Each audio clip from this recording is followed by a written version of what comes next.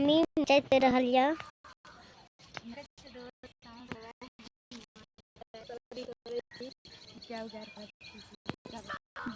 ई सरो दीदी मसा चरा के तोड़ रहिए।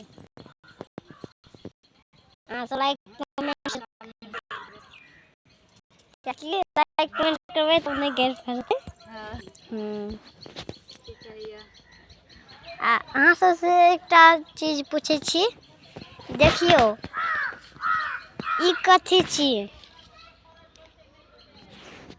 एकरे एकटा पद कहै छियै। देखियो अहाँ सबके हम कहै छी, मियाँ सुते घर में आ मियाँ के मोच बाहर में, सेहे एकरे कहल जाइ छै। अहाँ सब लाइक कमेंट शेयर करब।